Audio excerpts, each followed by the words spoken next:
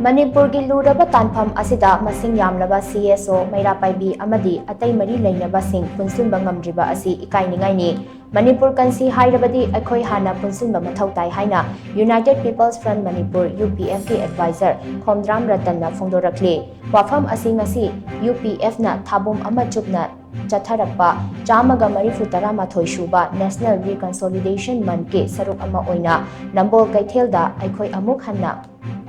Kuntak Laroisi haiba hiramda pangthokpa khana leinabagi thauramda mahakna phongdokhibani Development Protection United Voluntary Organization Nambol amasung Nambol apunba nupilupna sillaga pangthokpa thauram aduda Khomdram Ratan na hai chahi ani faraklaba irang asi loisinba ngamdabagi maram kaya lei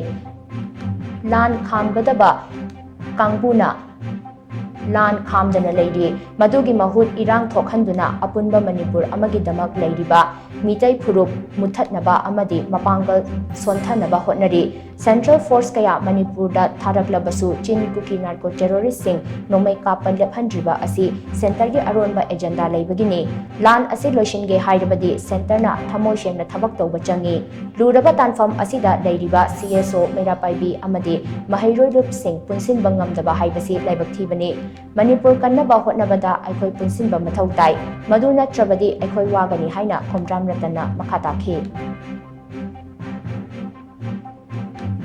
Nabe kari gino laiba ki hoi kada aiki eikhoi ki wo kai thabo kada punni kam dikai ma se wati ki se ba te to bu kam dikai amuna phida ko ko punna kada yengo mate khang kada se me debo ko ki se ba ko puri la kiri de hada ki landi kana ko ko je ko punna khamun jai ma ya sabai na la kada mati lan thoi dikai no lan kha ba ka bu ne jum ye si kai no ba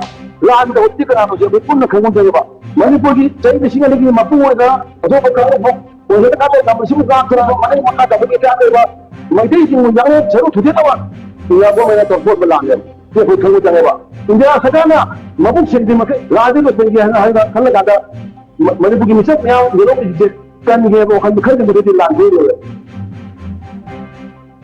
Thauram aduda UPF Manipur gi President Nongthombam Rupachandra na hai chahi taret khuntakpa ningsing thauram pangthokliba asigi nonggi wahanthok Khangna miyamna thabak paikhatminasi eikhoi gi ipa ipu singda leimana amamam katlaga punsinbagi wakhal yaudraba afaba lamjing amagi makhada chattaba taragadi kanaba leiroi Manipurda thokliba irang asida kanglu furup masel yengthinaba maikai kayadagi leptana silli